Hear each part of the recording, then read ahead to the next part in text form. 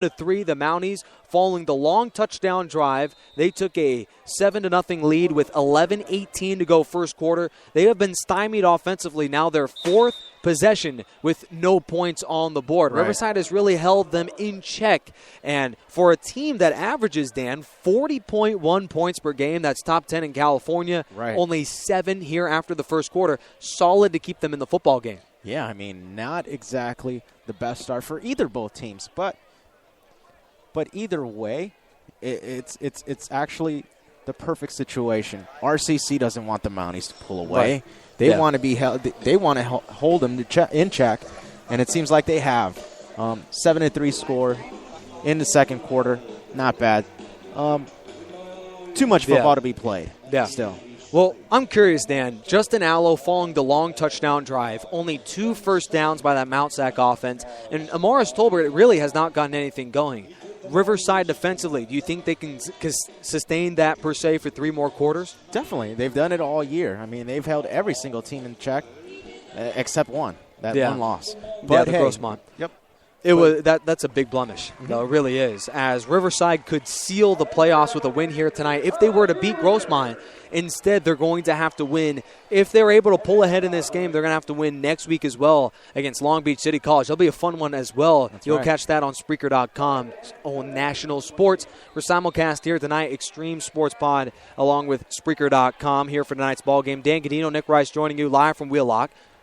Second down and 7, a deep drop, fires on a screen, incomplete. Boy. A bone-jarring collision made by Ray Ford. 3rd and 7. Old school football at its best. Hard hitting right there. Decleats him right there. Tolbert taking a huge hit on that play right there. You have to believe that might be some of the reason why the Tigers have forced 3 straight 3-and-outs. They're trying to make it a 4th. It's been those big hits that have really gotten to the head of Allo and this Mount SAC offense. 7-3, they still lead. Play action, Allo looking right, pass rush coming, and down he goes. Christopher Lewis got him. Sack number 2 for the Tigers. That'll be Lewis's 2nd sack of the season. He didn't play last week, but this week he's really coming into his own here in the Riverside offense. Boy, I want to talk about what Allo just went through right there. He got hit hard in the pocket right there, but he was actually looking for a wide receiver screen. And it wasn't there. His receivers were running something totally different, taking a big hit right there. Well, James Cook, who is the defensive coordinator and the recruiting advisor for the Riverside Tigers, as Tramel Davis will take this one. He has to be awfully proud of his Riverside defense. Coming in, all the talk was made about American River, what they could do defensively, Mount SAC as well. A lot of hype by Fullerton, who reached the championship game, to go along with Butte, who won the entire state championship last year. Right. But nobody expected it. Now, in week number 8, the leading defense in California as a whole are the Riverside City College Tigers, and they forced their 4th consecutive 3-and-out here, Dan, in the first half. I'm talking about a linebacking core as powerful as any in the country. Right. Every single linebacker has an offer from a Division I school. And it all is started by Jonah Moy, who we are in complete arrays about. 6'2", over 200 pounds, and he has been one of those guys, an emotional leader there for the Tigers defensively. Yeah, even here tonight, having 2 big hits in every single tackle. He's the type of guy who just brings that energy and the perfect leader. Isaac Whitney, 1 catch tonight. He's pushed out to the left-hand side. Another leader for the Tigers, at least offensively, is a man who leads almost the entire state in receiving yards. That is Isaac Whitney. They're going the opposite way, going to Michael Stallone, catch number 4 for the West Valley product, and he's right near the first down marker. That'll be a gain of 7. Way to go, Nicholas King, right there to stand in the pocket and take that big hit. That defense in the Mounties, that defensive front, coming in with a stand-up rush, not getting down in their stance, but just standing up and coming in. Interesting to see. Packed crowd here at Wheelock Stadium. 3rd down and 2 from their own 45. Shotgun snap. King looking left. Wings it that way. Incomplete. coverage on by number 7 for the Mounties. That's Aaron Simpson. 3 interceptions this season. Boy, a little controversial no call there by the referees. It'll be a 3-and-out by the Tigers. A nice little flip-flopping a series here, Dan, to start the second quarter. The Mounties coming out really aggressive on defense, playing man-to-man, sending that blitz in, and they're confident that they could stop Isaac Whitney one-on-one. Yeah, man coverage has been very interesting. They've actually gotten the better of the Central Oklahoma University product, as he only has 1 catch off of 4 targets. Make it 2 catches on 4 targets here in the first half. Zamora, a line drive kick, as Vons will take it at his own 22, out to the 25, and he's spun down after a pickup of 5, maybe 6. Tigers go back on defensively. I think that's our strongest unit, and they're keeping this thing to within a 4-point ball game. Yeah, but they've been out there a little bit too much. This is the type of game where they're going to have to be present in the fourth quarter, and that offense in RCC has not been able to sustain a drive, really, this whole game. And so will be interesting to see if this defense in RCC could hold up. And I'm talking about if conditioning-wise. Yeah, Riverside less than 5 first downs the entire half here so far. Luckily, that defense has bailed them out. A nice little get-out-of-jail-free card here dished out by that Riverside defense. Want to give a quick shout-out to the Chenoweth brothers here for live streaming this game tonight. Simulcast, of course, on Spreaker.com's National Sports. Extreme Sports Prod is where you can catch all of their videos of JUCO ball to go along with St. John Bosco. Go to livestream.com for all of the latest here in JUCO football to go along with St. John Bosco High School ball located in Bellflower, California. I also want to give a shout-out to Mike Marsh and Jacob Hauser, who are our officials here tonight. Another stoppage in play by those referees. 2nd down and 4 from their own 33. Mount SAC is looking for their first down here, Dan, since 5 minutes to go in the first quarter. Being held in check is the case right here. Yeah. RCC being aggressive, sending in those blitzes and keeping Callow contained in the pocket. I haven't seen him outside the pocket much tonight. Yeah, he's really been flustered. 2 sacks forced by that Riverside defense. For a team that led the entire state with 37 sacks coming in, Mount SAC, they've been held to only 1 here in the first half. Meanwhile, Riverside, who has been having some problems on the defensive line, they have 2 sacks and are about ready to register a third. 2nd and 4, Omaris Tolbert with the give. Breaks off a 1 tackle and lowers his shoulder for 5 yards, crawling his way out to the 38-yard line. Moved the chains for the first time here in the quarter for the Mount SAC Mounties. Boy, I really had the feeling tonight that this game, by this time in the second quarter, we would have probably seen a 14-14, 17-14 type of ball game, but instead, a 7-3 only. Well, both of these teams rank in the top 5 of scoring defense in Southern California. Meanwhile, Riverside ranking number 1 against the run, and Mount SAC number 2. So these defenses have come here to play. Pass rush coming, wings it out near side. Caught by Macon, 35, and zigzags out to the 40, and another punishing hit. This time, A.J. Hodgkins with the collision, gain of 3.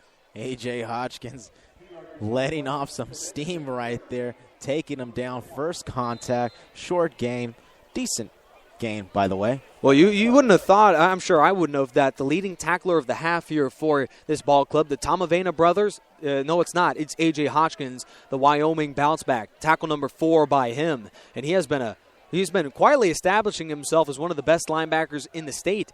Leads the team with 44 takedowns. Allo, a deep throw over the middle. It's picked off. Intercepted by Watson. 50 in enemy territory. 40, 35. Breaks off a one-man to the 30. Still on his feet. He's looking for 6. 15. Fumbles the ball inside the 5. And it's recovered by Mount SAC. Oh, my goodness. Boy. Trayvon Watson had a first down inside the 5, and the safety coughs up the football, and that'll be another turnover by the Tigers defensively. Now Mount SAC, another golden opportunity by them. What a nice flip-flopping of events. Yeah. I cannot believe it, Dan. Boy, the easy interception, perfectly thrown in his hands, and he just couldn't finish it. Maybe could be pointed at trying to do a little bit too much. Yeah. Really. Trayvon Watson went to Marietta Valley High School. He's received a couple of scholarship offers. No commitment quite yet. 4th interception by the safety this season. He has put together an impressive resume. Unfortunately, that's his first fumble in his junior college career. Mount Sac sets up shop at their own 4. Handoff goes to Omaris Tolbert, and he's bounced back to the 3. The Tigers still defensively, I believe, have all of the makings of forcing another third down stop. Second it looks like it's well on its way, pinned deep in the 3-yard line right there are the Mounties, and it looks like they're just going to try to get out of this one, punt the ball away. Well, the lucky thing, though, by that fumble is that he fumbled it at the 10, and Mount Sac recovers it at the 4. At least it pins them deep in their own end if you're Tom Kraft and company, but boy, if we could take a look at an instant replay, that'd be fantastic. As that was, I cannot still. That was fun. That was a lot of fun. I still cannot believe what happened on that play. Allo pump fake. He's going long. Christopher Gilchrist has a step to the 30, 40. And he's tripped up right at midfield. That'll be a 46-yard pickup on 2nd and long. Riverside, a blown coverage made, and Christopher Gilchrist with another big play. He'll get this Mount Sac offense into enemy territory. Boy, Allo with the pump fake, biting right there, and perfectly passed right there. Nice play. Well, after all of the festivities, Dan, we're right back to where we started before the Watson pick. Mount Sac sitting at the 50-yard line. Christopher Gilchrist leads the team. That'll be now 500 yards receiving for the sophomore out of Florida Atlantic University. He had 4 touchdowns as a freshman for Mount Sac and nearly had his 4th in this ball game. He had a step, but Ray Ford, who was burned down the sideline, luckily for him, he was able to trip him up right at midfield. Yeah, I mean, what a turn of events we've had in the past 3 plays. Trayvon Watson intercepts the ball. Looks like he's going in for 6. Yeah. With a couple moves from him. Fumbles the ball. Mount Sac recovers on their own 3-yard line. And, man, now a deep pass. It's been a flip-flop game, punch for punch. Great game so far. Christopher Gilchrist, that'll be his 4th longest reception on the season. That was a 48-yard scamper to put Mount Sac right at the midfield stripe. Operating out of the left hash, a 4-wide set. And Mount Sac looking for their 2nd touchdown today, something that we really did not expect to see against that Riverside defense. One of the biggest pickups allowed by Riverside this season. That'll be their 3rd longest. Handoff goes to Tolbert, breaks the tackle, 45. Terrence Solomon bringing chase, and Hodgkins will ride him out of bounds. Veered to the sideline after a pickup of 14 yards. Tolbert, who only averages 14 carries per game, he's not a guy that will carry the football very much, but they've kept the OCC transfer involved here early in the first half. That's carry number 8 for him. With runs like that, why not? And really, the difference tonight has been who's playing the cleaner football, and the Mounties tonight have been. With a head of steam, there goes Aaron Vaughns, the backup, out to the 31-yard line. Interesting freshman Aaron Vaughns, who is 3rd on the team in receiving to go along with 22 carries for 134 yards. He's been a very interesting product for them, and they'll be lucky to have him back next season. 2nd down and 4 from the 31 of Riverside. They have traveled from their own 3. Pass rush coming. No, they hand off on a delay. There goes Vaughns again, and it looks like he has enough for the first down. Indeed, he does move the chains. 3rd first down on this drive. Tackle made by Christopher Lewis. No penalties, except for that one interception which was given back to them. Pretty clean type of football by the Mounties. I'm sure the Tigers are thinking we could have the lead. Oh, yeah. If they were able to make the stop. But Mount Sac did travel. This is the 5th play of the drive from their own 3-yard line. Allo, an empty set, looking right. Pass rush coming, wings it underneath, caught by Tradante Hill across the 15, and he's tripped up right about there. Treshawn Broughton with the tackle. And now the Mount Sac Mounties have their first red zone opportunity tonight. They're down to the 12. Allo not big in stature, but standing tall in the pocket, being able to find his receiver down the middle. Perfect pass. Move the chains. Number 1 versus number 2. Riverside against Mount Sac here from Wheelock Stadium. A 27-0 record the Tigers have against teams at home since 2010. Tolbert bouncing outside. 10. Shimmies to the 9. And they'll end up marking him down at about the 10.5. He ran about 200 yards sideline to sideline, but only picks up 1, Dan. That's what I wanted to say. I mean, a guy who's very shifty and elusive. You could see his ability instantly in one little short carry of 1 yard. But, hey, RCC is a good tackling team. They're the type of team, as soon as they make contact with you, they're going to bring you down. And then the whole team is going to come right behind them. Omar's Tolbert is out, and into the game is Aaron Vaughns. I'm sure they want to keep Tolbert fresh for the fourth quarter. 2nd down and 8 from the 10. Quick drop. Allo floats it to the end zone into double coverage, and it's incomplete. 3rd down from inside the Riverside 15. 7-3 our score, 7:35 to go. Mounties on top. Would be a victory if the Mounties come away with the field goal.